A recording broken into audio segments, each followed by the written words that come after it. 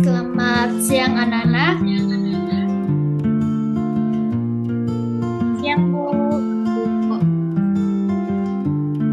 Baik, hari ini kita akan belajar tentang jaringan epidermis pada tumbuhan. Jadi sebelum kita mulai pembelajaran hari ini, ada baiknya kita berdoa terlebih dahulu. Doa akan Ibu pimpin sendiri. Mari kita bersama dalam doa menurut agama dan kepercayaan kita masing-masing. Doa dimulai. Doa selesai. Baik, ada yang nggak hadir pada siang hari ini anak-anak? Bu. Baik, kita akan mulai terus ya. Baik, hari ini kita akan membahas tentang jaringan epidermis pada tumbuhan. Nah, sebelum itu, Ibu mau tanya kepada anak-anak Ibu pernah nggak mengamati daun di bawah mikroskop? Ada yang pernah mengamati? Pernah, Bu. Pernah. Jadi apa aja yang pernah kalian lihat ketika kalian itu udah pernah mengamati daun di bawah mikroskop?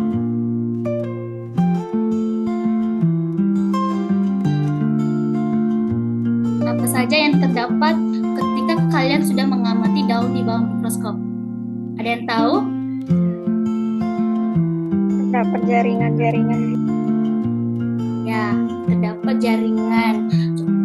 Jadi karena terdapat ada jaringan epidermis, jadi pada siang hari ini kita akan belajar tentang jaringan epidermis. Nah, bahwa jadi anak-anakku, jaringan epidermis ini yaitu berasal dari kata epi yang artinya adalah luar atau tepi, dan dermisnya itu artinya kulit. Jadi anak-anakku, ketika digabungkan epi dan dermis, maka otomatis epidermis adalah dapat diartikan sebagai kulit terluar. Nah, jadi jaringan epidermis ini yaitu merupakan jaringan luar yang terdapat pada tumbuhan, yang dimana dia akan dilapisi oleh permukaan pada batang, daun, dan juga akar. Nah, jadi jaringan epidermis ini anak-anakku, yaitu sangat memiliki peran yang penting dalam tumbuhan, di mana dia dapat melindungi tumbuhan dari cedera, di mana dia itu mengatur pertukaran gas, mengendalikan penguapan air, serta juga dia dapat berperan dalam interaksi dengan lingkungan sekitar. Nah, jadi kan jaringan epidermis ini dia tuh berfungsi sebagai pelindung. Nah, jadi saya bertanya kepada anak-anak Ibu, nah, apabila jaringan epidermis ini kan sebagai pelindung tuh. Nah, jadi coba kita bayangkan, apabila jaringan epidermis ini salah satu pada tumbuhan tidak memiliki lapisan pelindung, jadi apa yang akan terjadi pada daun tersebut? Ada yang tahu anak-anak Ibu?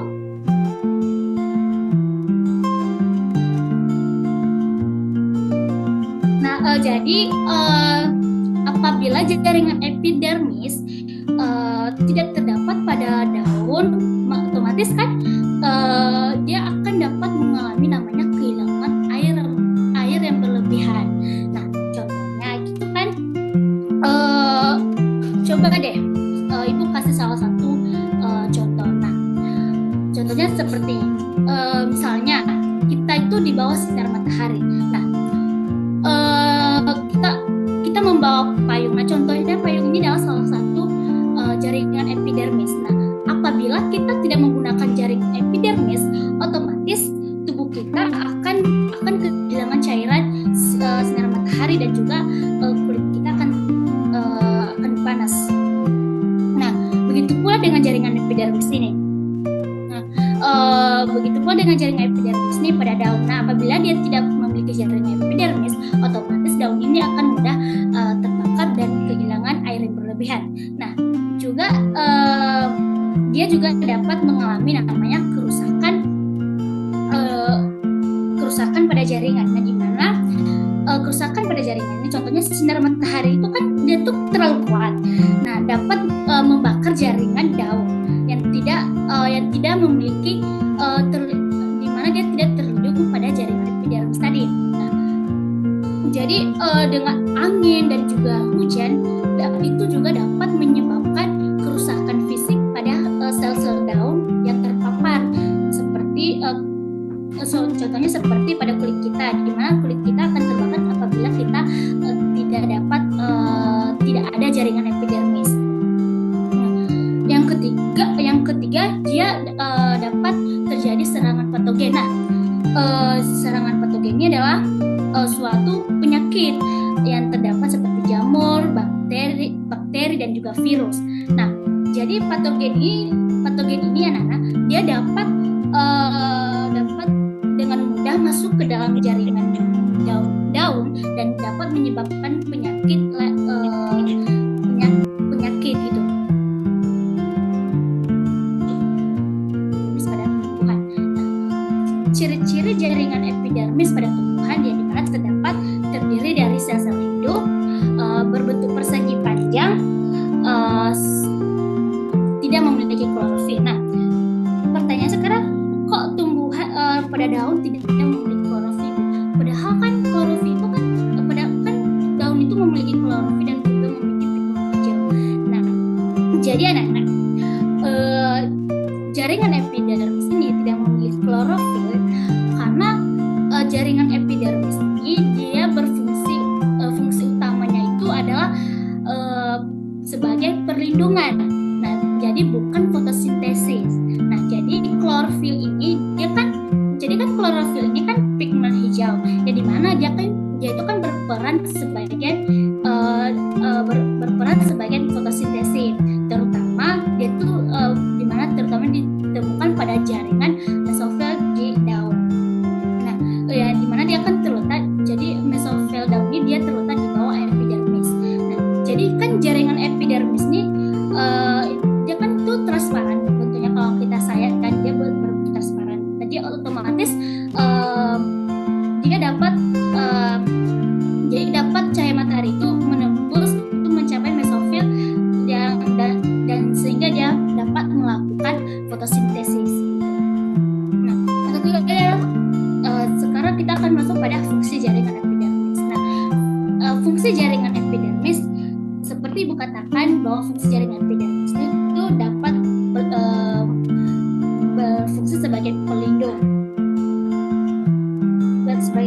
dan juga pertukaran gas, penguapan air, dan juga dia dapat berinteraksi pada lingkungan. Nah, maksud dari pelindung itu yaitu bahwa jaringan epidermis ini berfungsi sebagai lapisan pelindung yang dimana dia akan melindungi jaringan-jaringan yang ada di bawahnya dari cedera fisik, serangan patogen dan kehilangan air yang berlebihan tadi. Nah, yang kedua itu adalah pertukaran gas. Nah, maksud dari pertukaran gas ini di mana terdapat yang namanya stomata. Nah, stomata ini adalah struktur pada jaringan epidermis pada daun yang berfungsi yaitu sebagai jalur pertukaran gas antara tumbuhan dan lingkungan. Nah, jadi stomata yang terdapat pada daun itu juga dapat membuka dan menutup untuk mengatur laju transpirasi dan pertukaran oksigen dan karbon dioksida.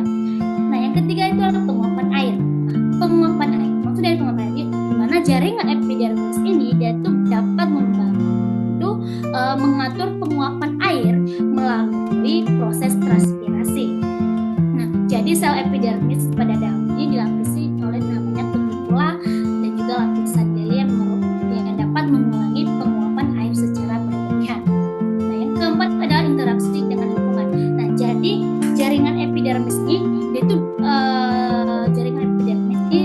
biasanya dia terdapat pada akar, di mana dia akan memiliki rambut-rambut akar yang bertanggung jawab untuk meningkatkan penyerapan air dan nutrisi dari tanah.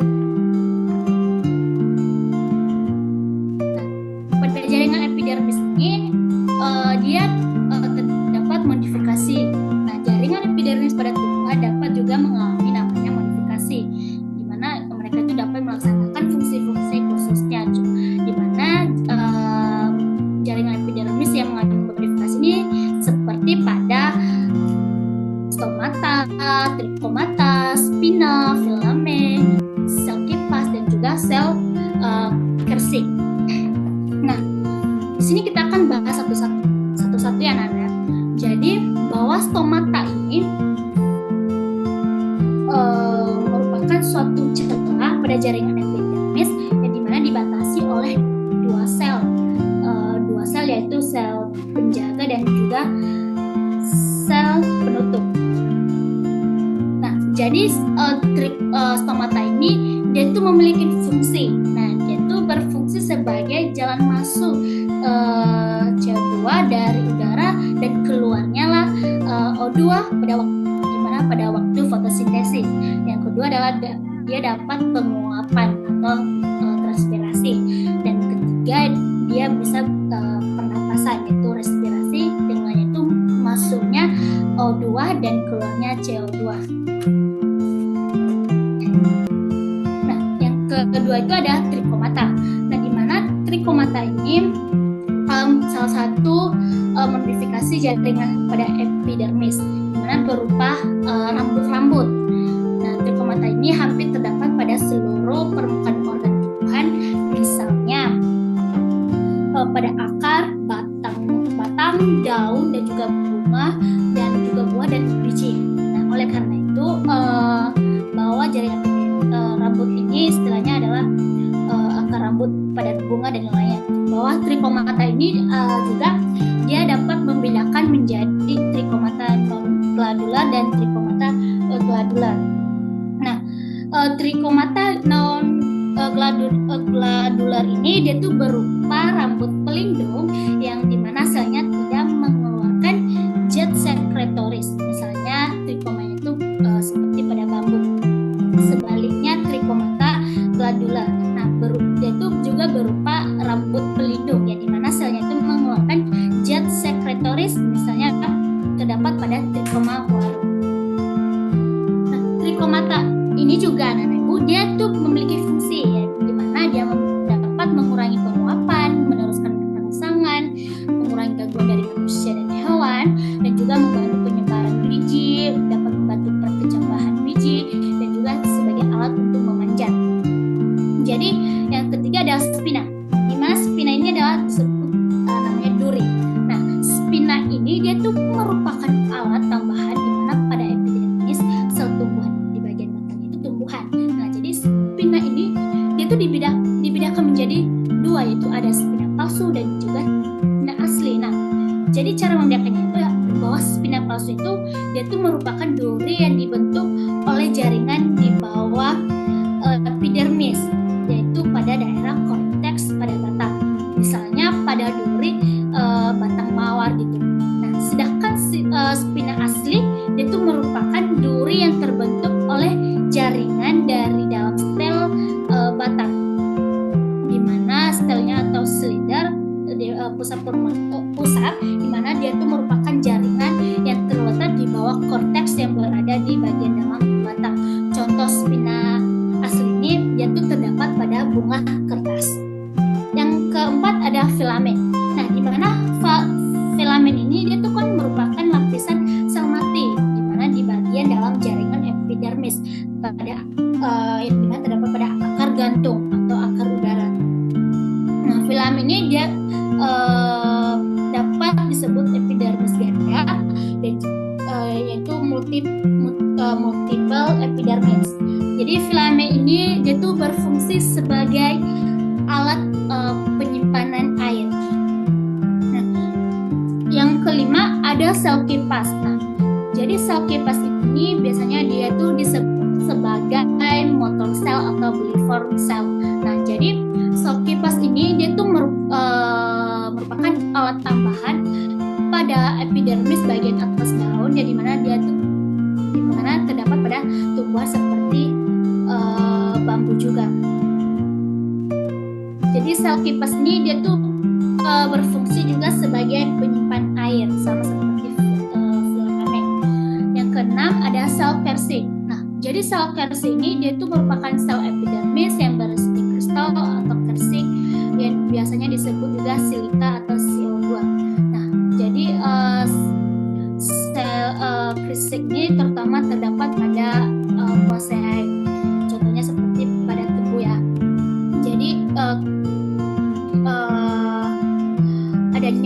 air seni pada tubuh dapat menyebabkan permukaan pada tubuh menjadi keras.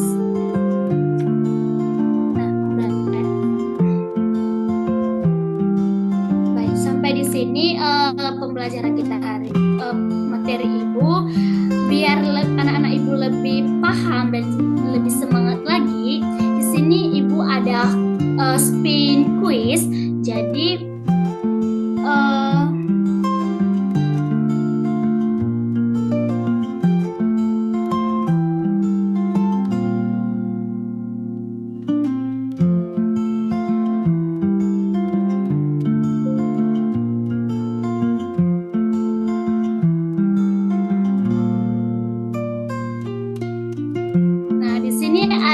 Ibu ada spin quiz, di mana spin quiz ini nama-nama kalian sudah terdapat di situ.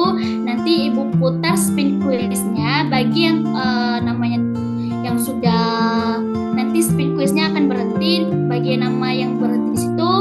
Itulah orang yang akan menjawab pertanyaan dari Ibu. Bagaimana Ibu, siap? Iya, Bu. Oke, baik, kita akan mulai spin kita. Kita mulai ya.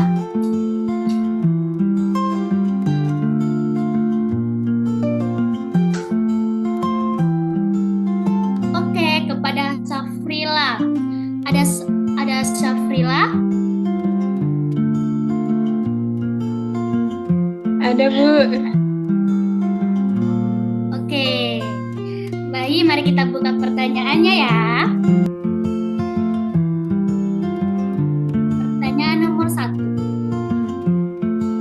Epidermis terletak pada bagian titik-titik pertumbuhan. Bu, boleh gak ada? Apa? Jaringan epidermis terletak pada bagian luar tumbuhan, Bu. Oh, coba jawabannya, Cik. Oke, mari kita lihat ya jawabannya. Jawabannya C, bagian luar. Oke, betul. Selamat. Jadi untuk hadiahnya nanti Ibu kasih minggu depan ya, kalau kita masuk pada kelas. Oke, selanjutnya kita akan putar lagi. Siap-siap ya bagi yang menjawab pertanyaannya dari Ibu.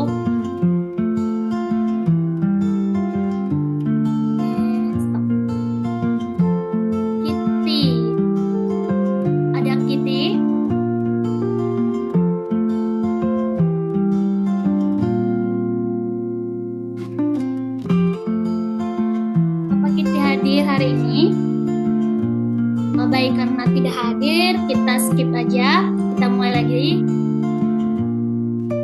Ada, Bu. Oke, Salwi, oke, jawab pertanyaan dari Ibu ya, kita mulai.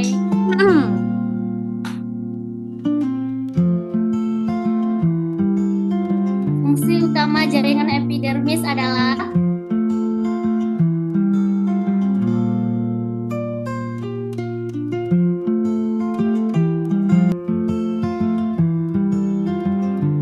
Bu.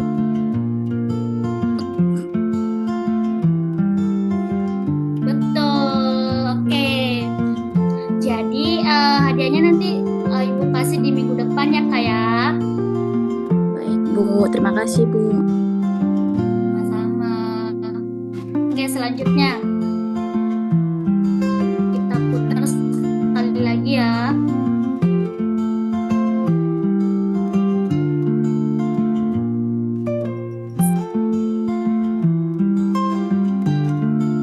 Sakina jawab pertanyaan Ibu ya, nomor 3. Apa? Saya siap. B, Bu, akar gantung. Ya, kita cek ya, lihat apakah benar jawabannya. Betul. Oke, jadi untuk hadiahnya nanti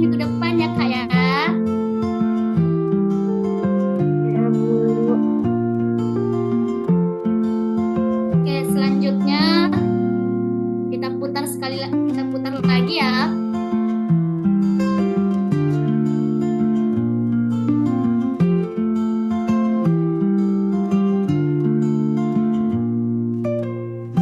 Indri, ada Indri?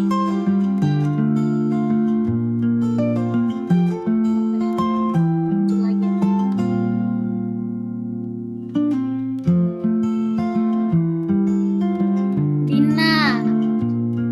Dina, jawab pertanyaan Ibu Dina. Apakah ada Dina? Hadir, Bu. Oke Dina, silakan jawab pertanyaan Ibu ya, nomor 4. Rambut akar merupakan modifikasi dari jaringan. Tahu, Bu.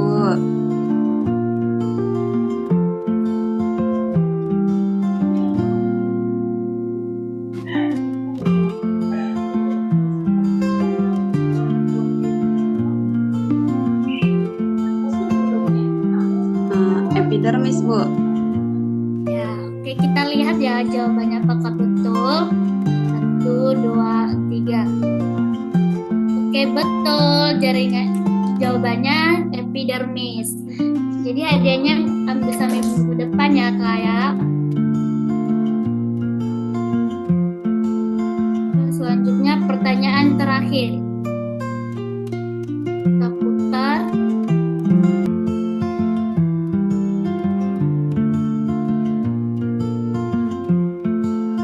Emia. Oke, apa Emia ada?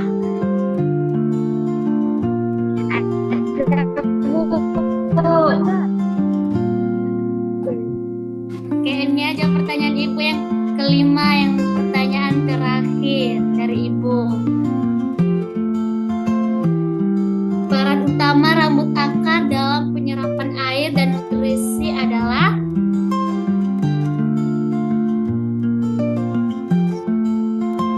Apa jawabannya Kak Emia?